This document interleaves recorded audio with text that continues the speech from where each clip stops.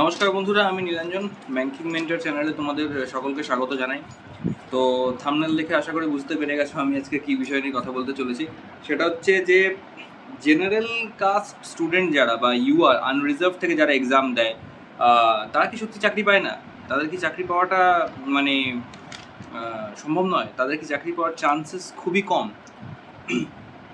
এখন একটা মানুষের মধ্যে ধারণা, আমাদের সমাজের মধ্যে একটা চলে এসছে, বিশেষ করে যারা প্রিপারেশনের যে কোর, যে সেন্ট্রাল এরিয়াটা, সেই জায়গা থেকে যারা অনেকটা বাইরে, অনেকটা দূরে, তাদেরই অধিকাংশ এরকম চিন্তাভাবনার মধ্যে আমি থাকতে দেখেছি।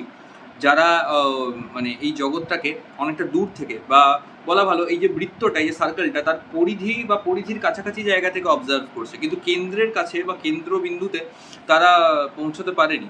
তারাই কিন্তু এই ধরনের থট প্রসেসিংয়ের মধ্যে আটকে পড়ে।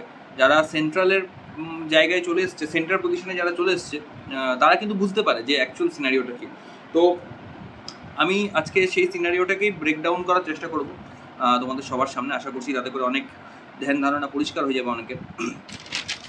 প্রথমত, একটা যে ধারণা থাকে যে মানুষের, যে তুমি ধরো যদি ইউআর থেকে অ্যাপিয়ার করছো, ধরো আনরিজার্ভড ক্যাটাগরি থেকে, তো একটা আনরিজার্ভড ক্যাটাগরির ছেলে যদি সরকারি চাকরির চেষ্টা করবো এটা যদি মনে করতে শুরু করে, তো তখনই একটা ভাবনা চিন্তা চলে আসে যে আরে তুই জেনারেল, তোর দ্বারা চাকরি পাওয়া হবে না, তুই আর কি চাকরি পাবি ভাই, সব চাকরি তো এসসি এসটি ওবিসিরা নিয়ে বসে আছে।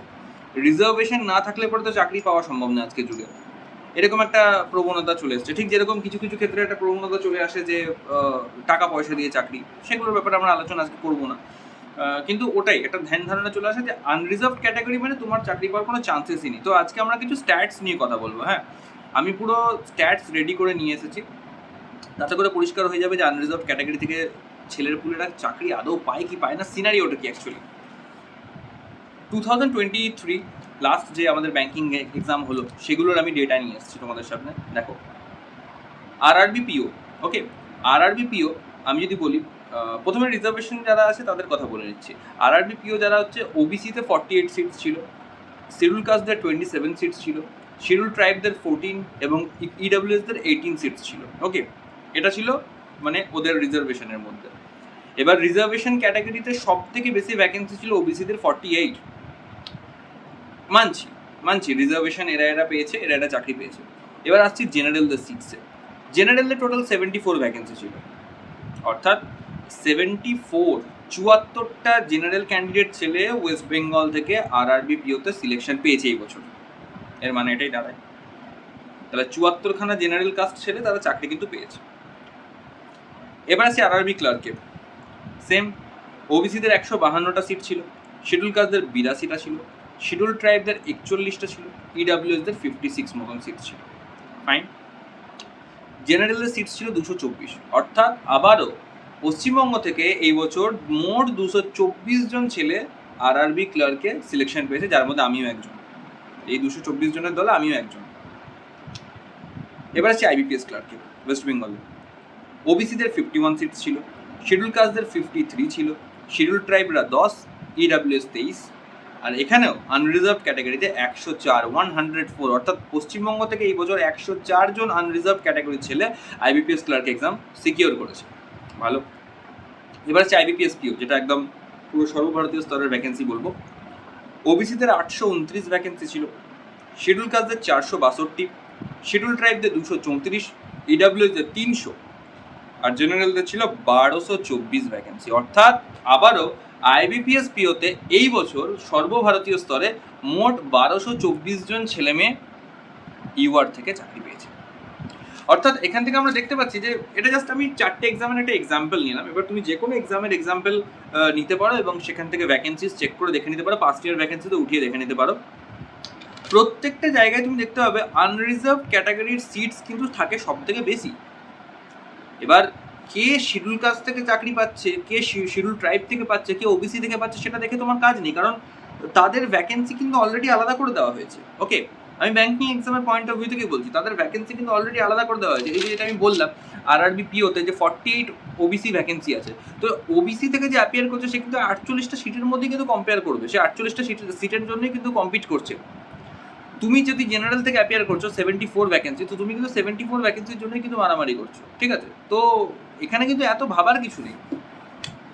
আর এরপর আসি যে একটা ভাবনা চিন্তায়, যে কিছু ছেলেপুলেরা যারা বলে যে ওদের তো কাট অফে ছাড় থাকে, বয়সে ছাড় থাকে, ফর্ম ফিল আপে ছাড় থাকে, এই থাকে ওই থাকে। আরে বাবা, এগুলো সরকারের বানানোর নিয়ম, তুমি আমি সাধারণ মানুষ এখানে কিছু করতে পারবো না। এইসব নিয়ে আমাদের কথা বলা, আর সব থেকে বড় কথা, একজন ট্রু অ্যাসপিরেন্ট যদি তুমি হও, তাহলে এইসব নিয়ে কথা বলে সময় নষ্ট করলে আমার মনে হয় তুমি নিজেকে আরও বেশি অন্ধকারের দিকে ঠেলে দিচ্ছ ভাই। তুমি কিন্তু সঠিক ডাইরেকশনে এগোচ্ছ না। তোমার উচিত সমস্ত নেগেটিভিটি, এই সমস্ত জিনিসগুলোর মানে পর্যালোচনা ছেড়ে নিজেকে আরও বেশি করে পুশ করা। এবং তুমি যদি আনরিজার্ভ ক্যাটাগরি থেকে বিলং করো, তাহলে তোমাকে আরও বেশি পুশ করতে হবে নিজেকে। কারণ ইউ নো দ্য সিনারিও, তুমি জানো যে তুমি কিছুই সুবিধা পাবে না। তো তুমি যেখানে অলরেডি মানে তোমার জানো যে অলরেডি তুমি এত বেশি সুবিধা বঞ্চিত, তোমাকে এত বেশি কম্পিট করতে হবে, ওদের তাও নয় কাট অফের ছাড় আছে, তোমাকে আরও বেশি কাট অফ সিকিওর করতে হবে, তোমার কাট অফ অনেক হাই যায়। তো তুমি এগুলো ফালতু নেগেটিভ জিনিস নিয়ে চিন্তা করে সময় নষ্ট করছো কেন? তাই কি না? তোমাকে আরও ভালো করে পড়তে হবে, নিজেকে আরও যোগ্য বলে তোমাকে প্রমাণ করতে হবে। আর এবার অনেকে বলে যে কি করে হবে, এত নাম্বার এখন কাট অফ বেড়ে যাচ্ছে, এই সে। তারও আমি স্ট্যাটস নিয়ে এসেছি তোমাদের সামনে, ওয়েট। এবার আসি কাট অফ নিয়ে কথা। এবছর ওয়েস্ট বেঙ্গলের কাট অফ, আরআরবি ক্লার্ক বা RRB office assistant, out of 200 জেনারেলদের মিনিমাম কাট অফ ছিল 116.94, প্রায় 117, ধরে নাও 117 মতন কাট অফ ছিল। আর তুমি কি জানো যে এই বছর আনরিজার্ভ ক্যাটাগরি থেকে আরআরবি ক্লার্কে সব থেকে টপ স্কোর কত এসছে? 152.14 হচ্ছে সব থেকে টপ স্কোর এসেছে। তাহলে কোনো জেনারেল ক্যান্ডিডেট কিন্তু 152 স্কোর করেছে আউট অফ 200। তাই হয় না, এটা বলা যাবে না যে পাচ্ছে না, লোকে কিন্তু পাচ্ছে, কেউ না কেউ কিন্তু স্কোরটা করছে। আমি নিজে কিন্তু 116 থেকে 117 থেকে 152 মধ্যে কাট অফের রেঞ্জ ছিল, মানে 117 মিনিমাম কাট অফ, হাইয়েস্ট 152 উঠেছে।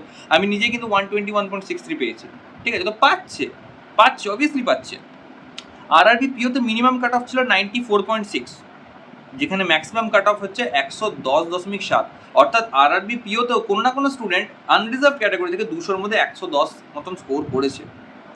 আইবিপিএস ক্লার্কে মিনিমাম কাট অফ ছিল 77.76, আর সেখানে টপ স্কোর হচ্ছে 106। অর্থাৎ ভাবো, আইবিপিএস ক্লার্কের মতন পরীক্ষাতে কেউ 200-র মধ্যে 106 স্কোর করছে, এটা কিন্তু হচ্ছে, ওকে? তাই কমপ্লেন করার কিন্তু কোনো জায়গা নেই। তুমি পাচ্ছ না, এটা তোমার কোনো ফল্ট আছে, কিন্তু কেউ না কেউ কিন্তু পাচ্ছে। যে পাওয়ার সে কিন্তু পাচ্ছে, সে খাটছে, সে পরিশ্রম করছে। আর তুমি এই সমস্ত এদিক ওদিকে জিনিস করে বেড়াচ্ছ। কে সুবিধা পাচ্ছে, কে কাট অফ কম কার গেল, কে বয়সের ছাড় পাচ্ছে, আমি কেন পাচ্ছি না, তুমি এসব নিয়ে পড়ে আছো। তাহলে পরে তোমার কী করে হবে বলো? তাই এইসবগুলোকে বাদ দাও, নিজের পড়াশোনাতে ফোকাস করো। আর যদি বলি একটা বাস্তব সিনারিও, তাহলে করে দেখো, হ্যাঁ, এটা জিনিস তোমরা বলতে পারো যে জেনারেল স্টুডেন্টসদেরকে অনেক বেশি খাটতে হয়, এ করতে হয়। সেম ইকুইভ্যালেন্ট মেধা নিয়ে যদি আমার আজকে একটা রিজার্ভেশন থাকতো, তাহলে করে আমি আজকে অনেক আগে চাকরি পেয়ে যেতে পারতাম, এই সেই। আরে বাবা, সেটা তো কি হলে কি হতে পারতো সেটা তো পরের কথা। তোমাকে চলতে হবে নিয়ম এবং সিচুয়েশন অনুযায়ী। বর্তমানের যা নিয়ম কানুন, বর্তমানের যা রুলস রেগুলেশনস যা কিছু আছে, তার ভিত্তিতে তোমাকে নিজের অবস্থান বিচার করতে হবে। কি হতে পারতো সেটা ভাবলে তো আর হবে না, পসিবিলিটিতে চললে তো হবে না, তাই না? বাস্তবিক সিনারিওটাকে তোমাকে বাস্তবভাবেই নিতে হবে। এটা আমিও খুব ভালো মতন জানি। আমার যে মার্কসগুলো তোমাদের সঙ্গে শেয়ার করেছি, আজকে আমার যদি কোনো রিজার্ভেশন থাকতো, আজকে আমাকে 3 বছর ওয়েট করতে হতো না, আমি অনেক আগেই চাকরি পেয়ে যেতে পারতাম। কিন্তু ইটস ওকে, কিছু করার নেই। তো কিছু যখন করার নেই, তুমি জানো যে তোমার রিজার্ভেশন তুমি বানাতে পারবে না, হঠাৎ করে কারোর পক্ষে সম্ভব নয় যে তোমার একটা কোটা বানিয়ে দিল, আর সেই কোটাটা তোমাকে এলিজিবল হতে হবে, তবে করেই হবে। তুমি ইডাব্লিউএস এর জন্য অ্যাপ্লাই করছো, হয়তো ইডাব্লিউএস একমাত্র একটা অপশন যেটা তোমরা অ্যাপিয়ার করতে পারো আনরিজার্ভডরা, কিন্তু ইডাব্লিউএস এর ক্রাইটেরিয়া ফুলফিল করতে হবে। যদি তুমি ক্রাইটেরিয়া ফুলফিল না করতে পারো, তাহলে তুমি পাবে না। তো তোমাকে সব কিছু বুঝে শুনে চলতে হবে। তোমার যদি কোনো রকম রিজার্ভেশনের সুবিধা তোমার না পাওয়ার থাকে, তো সেটাকে নিয়ে কান্নাকাটি করে তো লাভ নেই রে বাবা। যে পাচ্ছে সে কিন্তু ইউটিলাইজ করে নিচ্ছে। ইনফ্যাক্ট আমি কিন্তু রিজার্ভেশনে থাকা এমন স্টুডেন্টসদের মধ্যেও দেখেছি যে তাদের কাট অফ হয়তো কম গেছে, কিন্তু সে কিন্তু একটা জেনারেল যে কাট অফ, সেই কাট অফের থেকে উপরে অনেক উপরে মার্কস স্কোর করে কিন্তু এক্সাম কোয়ালিফাই করেছে। তো এটাও কিন্তু ভাবা উচিত নয় যে তাদের মধ্যে কোনো যোগ্য ছেলেপুলে নেই।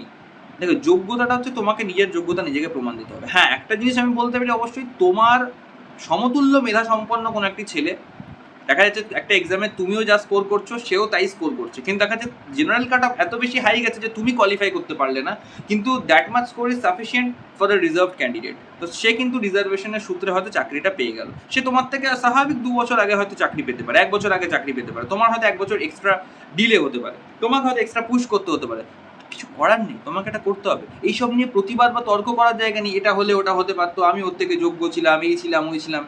কেন ভাই, কেন? কি ভাবছো, কি কি পাবে এগুলো করে? একটা সময় পরে বয়স পেরিয়ে যাবে আর কিন্তু সময় থাকবে না, কিছুই হবে না। তুমিও জানো, আমিও জানি, আমরা সবাই জানি, যারা ইউআর থেকে অ্যাপিয়ার করছো, যে তাও তোমাদেরকে আরেক স্টেপ এক্সট্রা পুশ করতে হবে, কিছু করার নেই। তোমার জন্য যেটা রিকোয়ারমেন্ট সেটা তোমাকে ফুলফিল করতে হবে, কিছু করার নেই।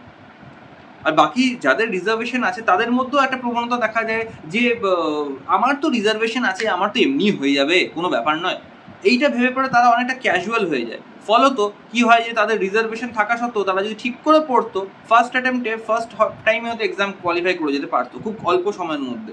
কিন্তু তাতে করে কি হয়, তাতে করে দেখা যায় যে তাদেরও কিন্তু আলটিমেটলি একটা জেনারেল স্টুডেন্টের মতন 3-4 বছর লেগে যায়। তাদের তো 3-4 বছর লাগার কথা না, এটা নর্মাল এক্সাম যদি বলি, এটা নর্মাল এই ব্যাংক যদি এক্সাম যদি আমি বলি, RRB PO, RRB clerk, IBPS PO clerk, এরকম টাইপের এক্সাম যদি বলি, বিশেষ করে ক্ল্যারিক্যাল এক্সামসগুলো এত সময় লাগার কথা নাই, কিন্তু তারাও দেখা যাচ্ছে কি গাফিলতির জন্য অনেকটা সময় তাদের চলে যাচ্ছে, ওভার কনফিডেন্স যে আমার তো কোটা আছে, আমার তো হয়েই যাবে নি হয়। তো সেটা করলেও চলবে না, তোমাদেরকেও নিজের বেস্ট দিতে হবে, সবাইকে নিজের বেস্ট দিতে হবে, হ্যাঁ কি না? তো এইটাই ছিল আজকের আলোচনার বিষয়বস্তু। এইসব নিয়ে ফালতু নেগেটিভ ভেবে লাভ নেই, কারণ যদি তোমাকে চাকরি পেতে হয় তোমাকে খাটতে হবে, তোমাকে পরিশ্রম করতে হবে, এটাই হচ্ছে মূল মন্ত্র, এটাই হচ্ছে সর্বশেষ শেষ কথা। আর চাকরি পেয়ে যাওয়ার পর তুমি যে সিটটাতে বসছো সেই সিটটার জন্য তোমাকে মাস গেলে যা স্যালারি দেওয়া হবে, যে রিজার্ভেশন থেকে এসছে তাকেও সেম স্যালারি দেওয়া হবে। কাজ দুজনকেই সমানভাবে করতে হবে, এমন নয় যে কিন্তু কাজের জায়গায় কিন্তু সেই ছুটটা থাকবে না, যে কেউ শিডিউল কাস্ট থেকে গেছে তাকে কিন্তু এমন নয় যে সকাল 10টায় তার অফিস স্টার্ট হলো এবং দুপুর 2টোর সময় তার ছুটি হয়ে গেল, আর যে জেনারেল থেকে গেছে তাকে 10টার সময় স্টার্ট করিয়ে সন্ধ্যে 6টা-7টা অবধি খাটাবে, তা কিন্তু না। 7টা-8টা অবধি থাকতে গেলে তাকেও থাকতে হবে, তোমাকেও থাকতে হবে, সবাইকে সমান পরিশ্রম করতে হবে, ঠিক আছে? তাই এগুলো ভেবে কিন্তু কোনো লাভ নেই, এগুলোর দ্বারা কিন্তু তুমি নিজেকে কোথাও নিয়ে যেতে পারবে না।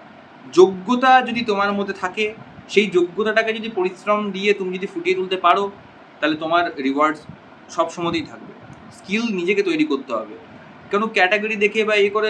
আর এটা আমি উভয় পক্ষের ক্যান্ডিডেটসদেরকেই বলবো, রিজার্ভেশন ক্যান্ডিডেটদেরকেও বলবো, আমি আনরিজার্ভ ক্যান্ডিডেটদের ক্ষেত্রেও বলবো যে স্কিল ডেভেলপমেন্টটা পুরোপুরি নিজের হাতে। কেউ যদি রিজার্ভ মনে করে নিজেকে, যদি মনে করে আমার তো ভাই হয়ে যাবে, আমার তো ভেবে কি কাজ, তাহলে করে একটা মিডিওকার লাইফের মধ্যেই রয়ে যাবে। সেই লাইফটাকে ইমপ্রুভ করার ব্যাপারে কিন্তু তোমার কোনো অবদান থাকবে না বা কোনো রকম কোনো প্রসপেক্ট থাকবে না। কিন্তু তোমাকেও সেটা ভাবতে হবে যে হ্যাঁ এটা হয়েছে, এবার আমাকে অন্যান্য দিকগুলোও দেখতে হবে ভালো রকমভাবে। আর ইউআরদের তো অবশ্যই ভাবতে হবে, কারণ তোমার চাকরি পাওয়ার জন্য, সফলতা পাওয়ার জন্য তোমার কাছে আর কোনো অল্টারনেটিভ নেই, কোনো অপশন নেই। একটা রিজার্ভ ক্যান্ডিডেট যদি তাও বা ক্যাজুয়াল হয় না, সে তাও চাকরি পেয়ে যেতে পারে, 3 বছর লাগলো, 2 বছর লাগলো, 4 বছর লাগলো, তবুও সে কনফার্ম পাবে। কিন্তু তোমার তো ক্যাজুয়াল হওয়ারও কোনো জায়গা নেই, তুমি খুব সিরিয়াসভাবে পড়লে পড়েও তোমার 2-2.5 বছর লেগে যাবে, 3 বছর লেগে যাবে। হ্যাঁ, তো তাহলে করে কিসের জন্য তুমি এই সমস্ত উল্টোপাল্টা চিন্তাভাবনা, তুমি উল্টোপাল্টে চিন্তাগুলোকে অ্যাফোর্ড করছো কী করে? পড়াশোনা ছেড়ে এগুলোকে অ্যাফোর্ড করছো কী করে? তাই এগুলো করো না please, please do your best, give your best and study hard, stay motivated, এইটুকুই বলতে পারি, এছাড়া কোনো উপায় নেই। তাই ফালতু এই সমস্ত মিছিল করে, প্রতিবাদ করে, ফেসবুকে বড় বড় লেখা লিখে, ভিডিওস বানিয়ে, কেউ কেউ তো আবার ইউটিউব করে এইসব নিয়ে প্রতিবাদ করছে, এ করছে, লাভ নেই, অনেস্টলি লাভ নেই এগুলো করে, নিজের সময় ওয়েস্ট করছো। ভালো করে পড়ো সবাই, বেস্ট অফ লাক।